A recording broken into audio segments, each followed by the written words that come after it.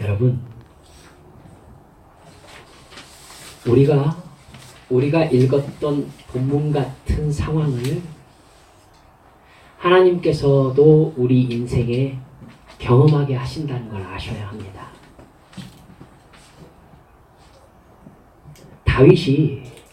다윗이 사울의 목숨을 극적인 상황에서 2번 살려주었습니다. 2번. 여러분 식사하셨을 것입니다만은 유대 광야로 피해 있을 때 사울이 군대를 이끌고 와서 다윗을 수색한 적이 있었습니다. 그때 여러분 꼭 아둘람 굴을 검색해 보셨으면 아시겠지만은 그곳에는 뭐 200명, 300명, 수백 명이 들어갈 수 있을 만한 큰 굴이 많습니다. 그 지형이 석회암 지형이기 때문에 가능한 일입니다. 석회암 지형에 큰 굴이 있었죠. 거기 굴 안쪽 깊이 숨어 있는데 하필 그쪽으로 사울이 그 큰 화장실이 급해서 이렇게 들어오게 됩니다.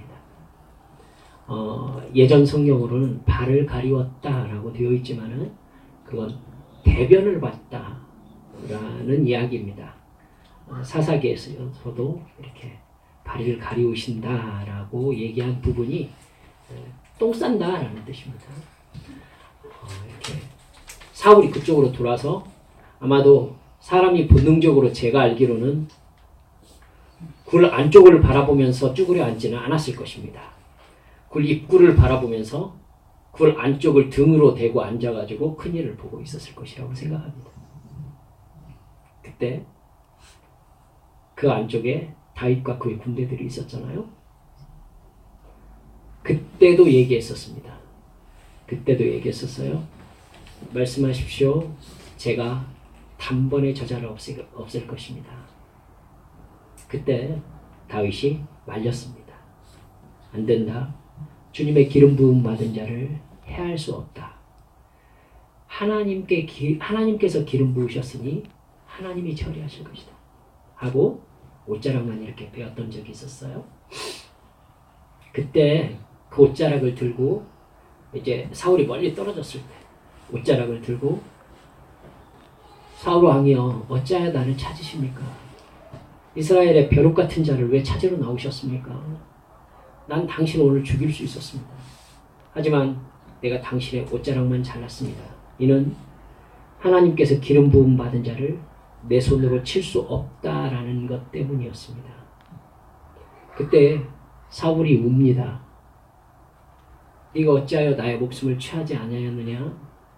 나는 네가 나의 뒤를 이어서 이스라엘 왕이 될 것을 알고 있다. 이렇게 얘기합니다. 여러분, 사울에게도 사무엘을 만났을 때 예언의 영이 임했었던 것 여러분 아시죠? 예언의 영이 임했었습니다.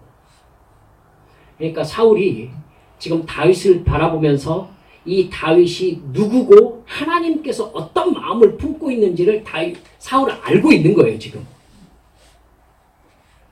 이게 비극이죠. 이게 비극이에요. 사울은요, 지금 하나님이 자기를 패하시고 다윗을 왕으로 세우고 싶어 하신다는 걸 알고 있어요. 이게 진짜 비극입니다. 여기에서 사울이 하나님 앞에 정말 엎드려 회개하는 쪽을 택했다면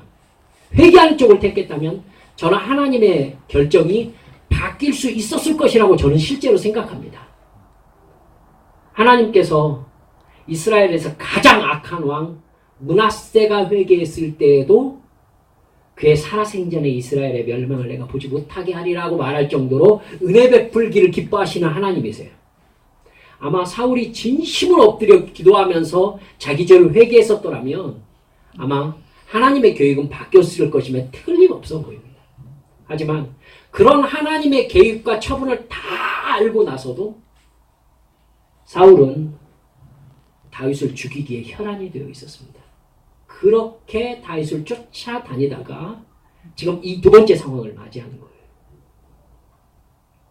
온 군대를 이끌고 와가지고 다윗을 다시 수색합니다. 참 블레셋과 지금 전쟁하는 상황이 반복되고 있는데도 자기 적을 다윗으로 파악하고 있는 이 사울의 근시안적인, 여러분, 근데 하나님께서는요, 참 놀랍게도 사울을 버리신 것을 오늘 우리 본문에서 정말 정확하게 알려주고 계세요. 여러분, 지금 이 상황을 쫙 보시면은 하나님께서 지금 이 상황 속에서 뭐 하고 계시는지 알 수 있겠어요? 온 군대가 나왔어요. 군대가 나와서 밤이 되었어요. 군대가 나와서 밤이 되었는데 그 모든 군대가 모두 다 깊이 잠든다는 게 이게 가능합니까? 이게 상식적으로 가능하냐고. 이건 상식적이지가 않아요. 틀림없이 왕이 나와 있고 군대가 나와 있고 적이 있어요. 그러면 불침번이 있는 건 당연한 거 아닙니까? 당연한 거예요. 왕을 지키는 불침번이 있어야죠. 왕이 지금 어떤 막사에 들어가 있는 게 아니라요. 지금 보니까 그냥 노지에 그냥 누워서 자고 있네요. 그렇죠? 그럼 왕을 주변으로 지키는 자가 없다는 게 이게 말이 되느냐고요. 말도 안 되는 상황이 벌어진 것입니다. 근데 우리 맨 마지막 절에 이렇게 보잖아요. 하나님께서 그들을 깊이 잠들게 하셨다. 그럼 지금 이 상황에서 하나님이 뭐 하고 계신 거예요? 다윗을 구해주고 계신 거예요? 그게 1차원적이에요. 다윗을 구해주고 계신 게 1차원적이에요. 그게 아니라요. 하나님은 지금 다윗을 흔들고 계세요. 제 말 이해하시겠죠? 다윗을 흔들고 계세요. 여러분, 아비새가요, 나중에 다윗이 왕이 되었을 때 군대 장관이 됩니다. 그러니까 싸움을 어마어마하게 잘하는 사람이에요. 어마어마하게 잘하는 사람. 이 사람이요, 지금 다윗이 아비새를 데리고 우리 정탐을 한번 가자. 사울이 뭐 하고 있는지 한번 살펴보자. 해서 살펴봤더니 온 군대가 한 사람도 남김없이 다 자고 있는 거예요. 그러니까 아비새가 상황에 정확하게 맞는 얘기를 합니다. 하나님께서 당신에게 적을 제거할 절호의 찬스를 주셨습니다. 이건 있을 수가 없는 상황이 벌어진 겁니다. 다윗이 생각할 때에도요, 지금 하나님이 재우신 게 맞아요. 왕 주변에 깨어있는 사람이 한 사람도 없을 수는 없어요. 근데 한 사람도 남김없이, 그것도 선잠이 아니라 깊은 잠을 자고 있는 거예요. 그럼 하나님이 재우신 거예요. 이걸 아비새는 어떻게 해석했느냐면은 사울을 죽이라는 하나님의 뜻입니다. 이렇게 받아들인 거예요. 대답해 보세요. 틀렸습니까? 틀렸냐고요. 제가 왜 이 상황이 하나님께서 다윗을 흔들고 계시는 중이라는 거 여러분 이해하시겠죠? 흔들고 계세요. 다윗, 네가 이 상황에서 무엇을 선택하는지 내가 보고 싶다.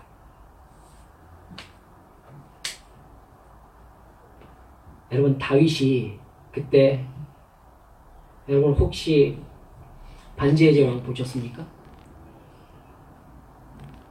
골룸이 절대 반지를 딱 잡기만 하면은 목소리가 바뀌죠. My precious 하면서 목소리가 바뀌어요. 탐욕이 일어나는 거예요. 자기가 절대 반지를 가지고 싶은 거예요. 표정이 바뀌어요. 프로도가 절대 반지를 소유하고 그것을 꼼짝없이 가지고 있을 때에는, 그때에는 골룸이 고분고분 프로도를 따라가요. 그런데 골룸의 머릿속에는 어떻게 해서든지 이 절대 반지를 자기가 소유하고 싶은 욕망이 있는 거예요. 자기가 골룸의 삶에서 벗어날 수 있는 방법이 이 절대 반지에 있다는 것을 아니까. 얘기를 바꿔볼까요? 지금 이 사람을 죽이는 것은 일도 아니에요. 다윗도요, 용사예요. 싸움에서 여러분 블레셋에 한 번도 접은 적이 없는 용사가 다윗이에요. 이스라엘의 군대 장관이었어요. 여러분 아비새가 아니더라도 다윗의 손으로 한 번에 처치할 수 있고요. 자기가 힘들면 아비새가 그렇게 제안하잖아요. 당신이 칠 것 없습니다. 제가 하겠습니다. 그리고 하나님께 하나님 제가 했습니까? 라고 말할 근거를 만들 수 있다고요. 만들 수 있어요. 지금 아비새에게 난 못 본 거다 하고 자리를 피하면 어떨까요? 난 네가 죽이는 거 못 본다. 못 봤다. 어떨까요? 책임을 회피할 수 있는 방법을 찾으면 얼마든지 있다는 뜻입니다. 여러분 하나님께서 지금 다윗을 어떻게 시험하고 계세요? 네가 마주하는 상황 속에서 나와의 관계와 계명을 생각하는지 아니면 상황 속에서 네가 얻을 수 있는 이익을 계산하는지를 내가 보겠다 이 얘기죠. 저는 이래서 오히려 사울이 더 불쌍해요. 여러분 지금 이 상황에서 하나님의 관심이 사울의 1%라도 있어요? 이게 문제예요. 하나님은요 사울이 어떻게 하는가에 대해서는요 1%도 관심이 없으세요. 지금 하나님은 다윗을 지금 살리고 계시는 것을 넘어서서요 다윗을 진짜 하나님만 섬기는 이스라엘의 왕으로 흔들고 계시는 거예요. 네가 여기를 넘어야 나를 믿는 거다. 네가 여기를 넘어야. 근데요 다윗 보세요. 바로 그 절체절명의 상황에서 다윗은 상황을 보지 않아요. 그리고 하나님이 나에게 뭐라고 하셨느냐에만 신경을 써요. 마치 여호와는 나의 목자시니 내가 부족함이 없으리로다. 그가 나를 푸른 초장에 누이시며 쉴 만한 물가로 인도하시는도다. 이 양의 눈은요 목자에게만 있는 거예요. 내 영혼을 소생시키시고 자기 이름을 위하여 의의 길로 인도하시는도다. 내가 사망의 음침한 골짜기로 다닐지라도 해를 두려워하지 않을 것은 주께서 나와 함께 하심이라. 주의 지팡이와 막대기가 나를 안위하시나이다. 양의 관심은요 여기가 푸른 초장이냐 쉴만한 물가냐가 아니에요. 여러분 이제 여러분은 대답하실 수 있어요. 대답해 보세요. 푸른 초장 쉴만한 물가로 인도하셔야 주님이십니까? 아니면 주님이 인도하시는 곳이 푸른 초장인과 쉴만한 물가입니까? 첫 번째요, 두 번째예요. 여러분 두 번째를 굳게 잡으셔야 돼요. 굳게 잡아야 돼요. 푸른 초장 쉴만한 물가로 인도하시는 분이 주님이시다 라고 할 것 같으면 그 주님은 마귀로 바뀔 수도 있어요. 마귀도 그거 할 수 있다고요. 마귀도 누가복음 4장에서 예수님에게 나에게 절하면 내가 이 땅의 모든 권위와 영광을 너에게 주리라 이렇게 얘기해요. 말씀드렸잖아요. 이 말씀이 틀렸으면 마귀의 이 제안이 틀렸으면 예수님이 분명히 그랬을 거예요. 꼴값 안에 이 세상의 권위와 영광이 네 것이냐? 이렇게 물어보셨을 거예요. 근데 마귀는 거기에 자신있게 자기의 근거를 얘기를 해요. 이것은 나에게 넘겨준 것이므로 내가 원하는 자에게 내가 줄 수 있다.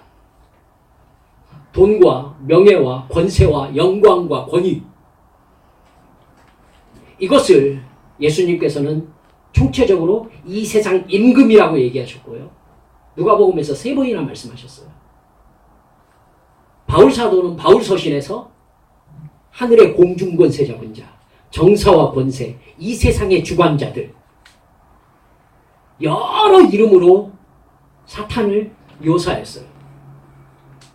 그가 뭘 가지고 있어요? 우리에게 실패했어요? 그래서 우리가 이렇게 살아요? 정확하게 아셔야 돼요.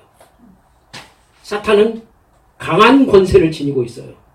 이 세상의 모든 권위와 영광을 가지고 있어요. 돈과 권세와 영광을 자기가 원하는 자에게 줄 수 있어요. 예수님은 그거에 대해서 틀렸다고 말씀하지 않으셨어요. 감히 창조주 하나님께 사탄이 뭐라고 그랬냐면 나에게 절하면 내가 너에게 이것을 다 줄 것이다. 이걸 꼴값하고 있네 이렇게 생각하시면 안 돼요. 우리가 우리에게 주어진 이 통치권을 죄로 인하여 사탄에게 넘겼어요. 사탄은 합법적으로 소유하고 있어요.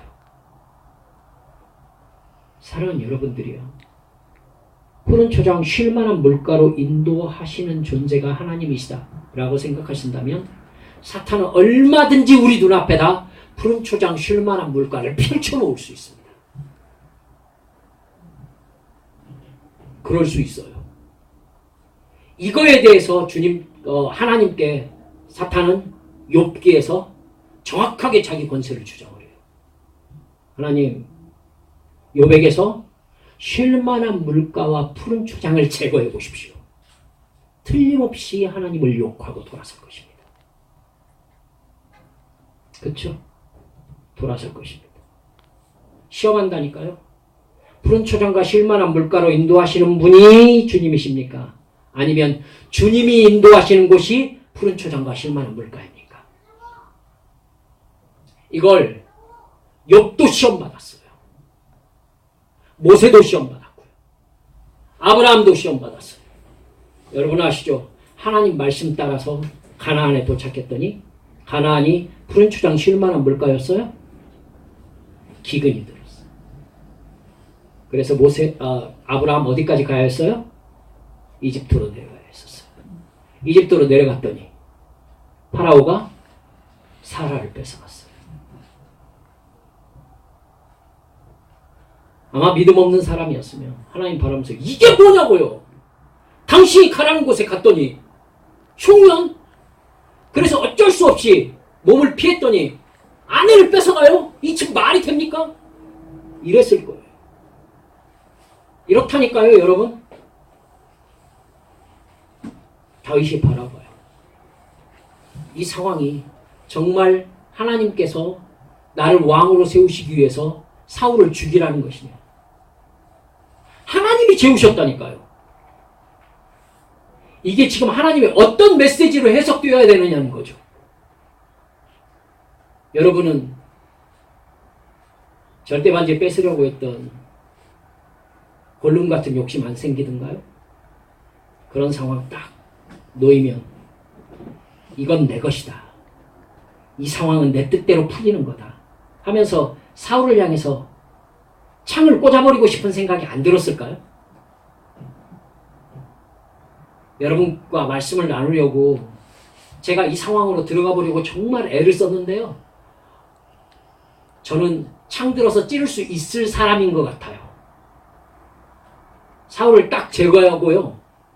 저는 하나님께 하나님 감사합니다. 이럴 수 있을 것 같은 거예요. 하나님이 재우셨으면 사울 쥐도새도 모르게 죽이고 모두 다 자는 상태에서 빠져나올 수도 있을 것 같은 생각이 들어요. 누가 죽였는지를 모르는 거지. 하나님이 재우셨는데 어떠세요, 여러분?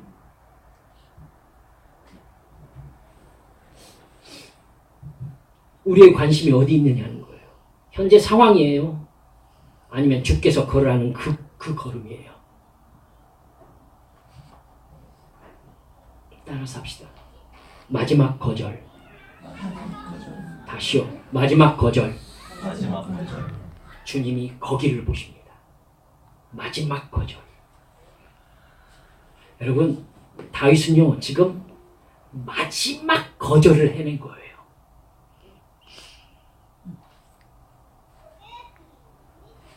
여기에서 사탄에게 이렇게 말해요. 너 난 그렇게 하지 않겠다. 이건 하나님의 뜻이 아니다. 난 그 길을 가지 않겠다. 나는 그 방법으로 거기를 가지 않을 거야.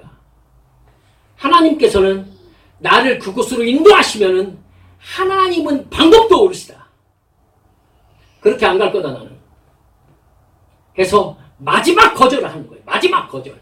이 마지막 거절에 내가 하나님을 믿는지 상황을 내 유익한 쪽으로 끌고 가려 하는지가 드러나요.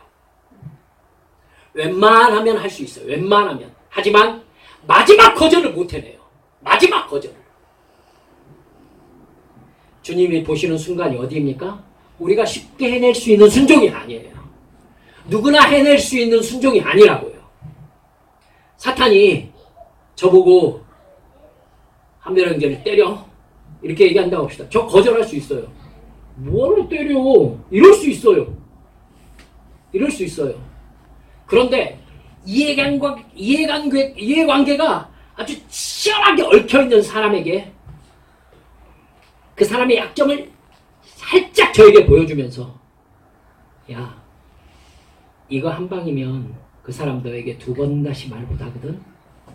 게임을 끝내자. 그러면 나는 그것을 하나님의 축복으로 해석하지 않을 영적인 분별력이 있느냐는 겁니다.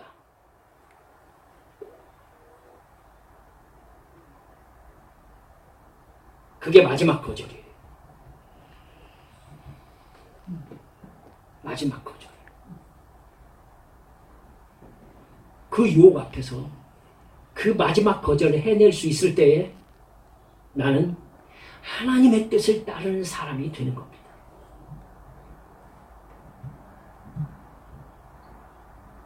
그게 십자가에서 내가 죽은 겁니다. 그게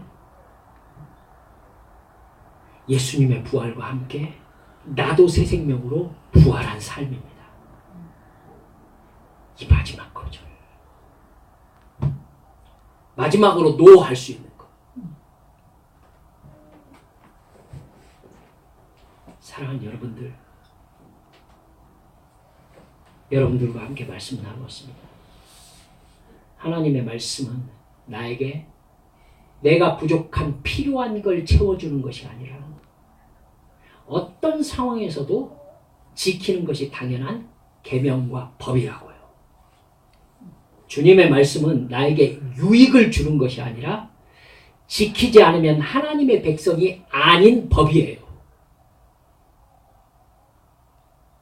그렇기 때문에 우리는 복을 받기 위해서 순종하는 것이 아니라 순종하는 것이 당연한 하나님의 자녀인 겁니다.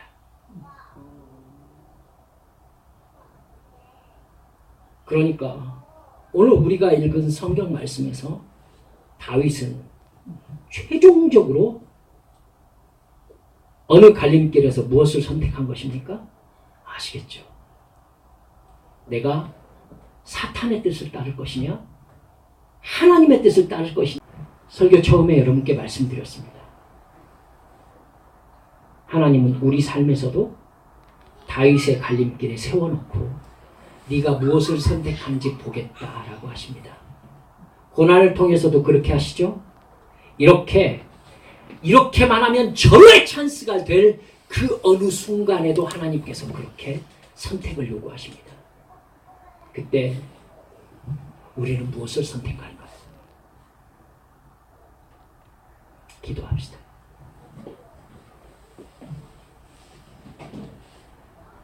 이 시간 주님 앞에 기도할 때에 우리가 이 마지막 거절의 순간에 사탄의 유혹을 거절하고 하나님을 선택하는 것이 믿음이라는 것을 이 시간 다시 한번 기억했으면 좋겠습니다. 주님,